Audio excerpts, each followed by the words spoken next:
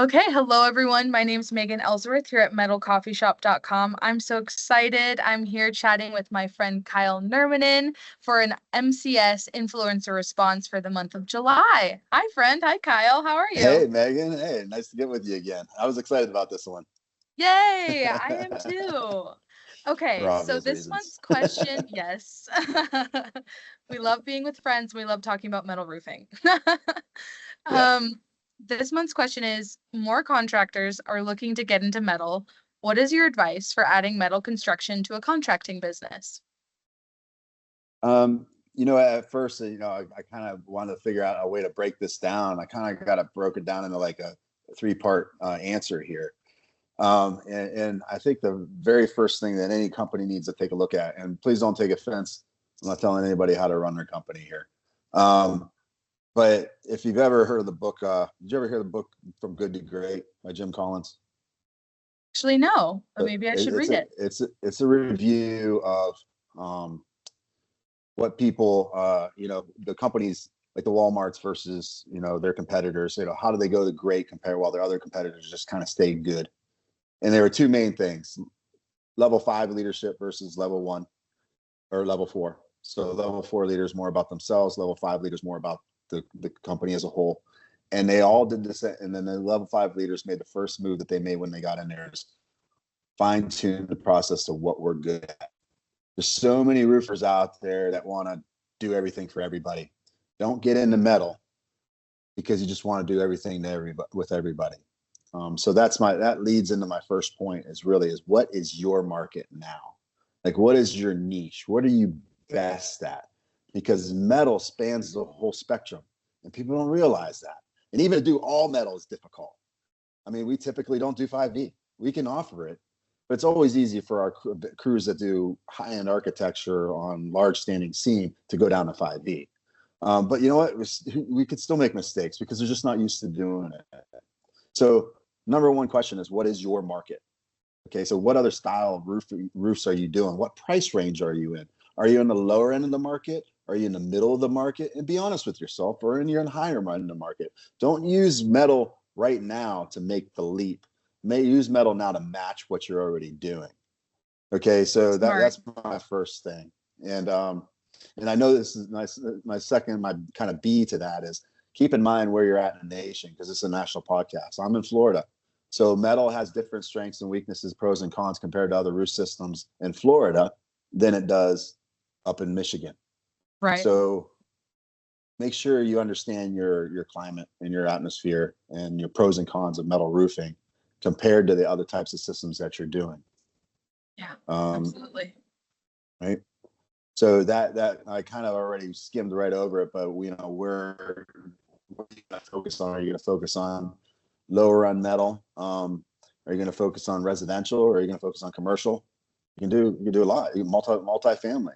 So you basically have three categories of your residential, your commercial, or your marketing, or your multi-residential. But what is your company geared for? Some people want to take a bid and put a bid in on anything on a multi-residential, and they don't really have the production capability to do multi-residential.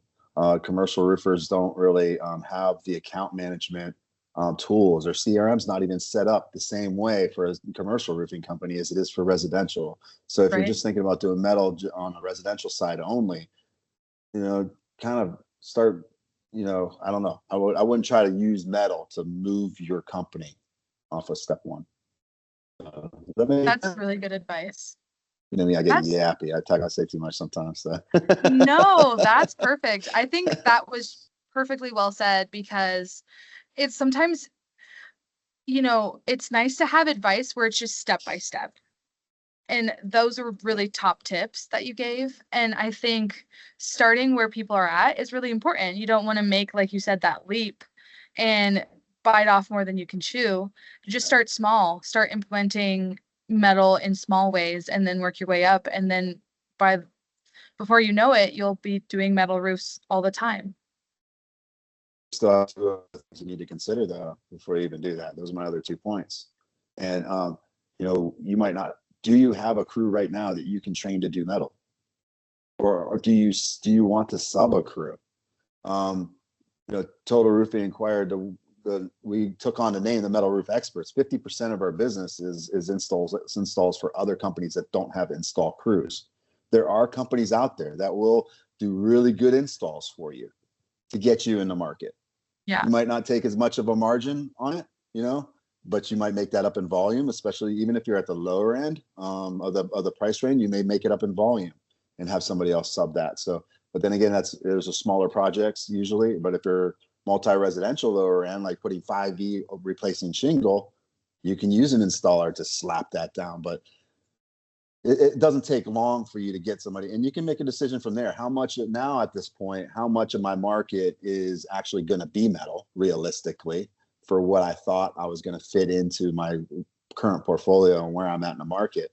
And is it worth now hiring a crew? Can I retain a crew? Can I keep a crew that's specialist? Can I give them enough work to keep them moving on metal all the time? Right. So it's difficult to find crews that are good at all three, at shingle and tile and metal. So you always got to keep that in mind. And there's nothing wrong with being up front.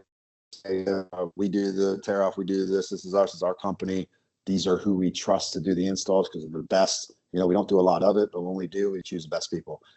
Some people try to cover up that they're subbing. Don't really have to do it that way. I mean, that's just my opinion. Like I said, I'm not trying to tell anybody how to run their business, but that's an option. And then that leads into the third, once you've decided that, who's going to do the work and how am I going to progress in this labor wise? What about distribution wise? Total Roofing is sister partners with Dynamic Metals. Of course, we're going to use Dynamic Metals for our metal roof installs. Right. But that doesn't mean we can't install other manufacturers as well when it's specified. And the reverse is true. I mean, some people don't bid enough metal work to really have a relationship with somebody like a Dynamic Metal. So they'll just go through distribution. There's a whole list of pros and cons that come with going either way, whether you're reduced in options by one certain manufacturer or whether your supply is restricted. Your consistency in material can be more or less consistent depending on which manufacturer and which distributor you're using. So there's all these factors that come into play.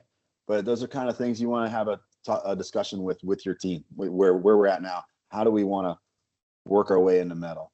And with what we have, what are we going to do labor-wise? What works for us? What are we most comfortable with? Do we have a plan B or an installer that if our guys can't do it?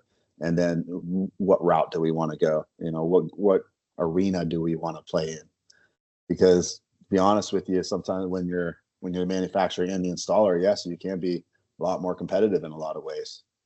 But we battle that battle of us not being specified on a lot of angles too, because supply options are mostly specified on larger projects through architects and engineers. So and new construction. So it goes both ways.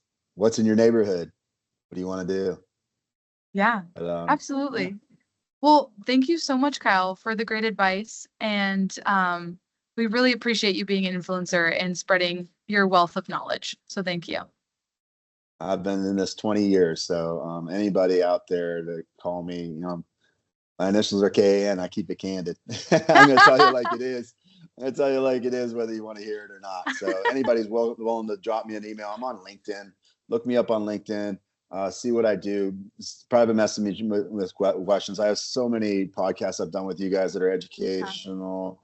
We're not perfect. Every company has its strengths and weaknesses. It's roofing. We're all screwed up. We're all battling the same battles on different levels, strengths and weaknesses. So I'm always willing to put in my 2 cents. And that does not mean that I know any better than anybody else. But this is what Roofers Coffee Shop and Ask for Roofer is all about, us being a community and helping one another. And I'm always willing to do it. Absolutely. Thank you for the opportunity. Absolutely. Oh my gosh. So everyone out there listening, go to metalcoffeeshop.com or ask a roofer or rooferscoffeeshop.com to learn more about the metal roof experts and Kyle. Thank you again, Kyle. I'll chat with you next month. My pleasure. All right. Take care. Be blessed.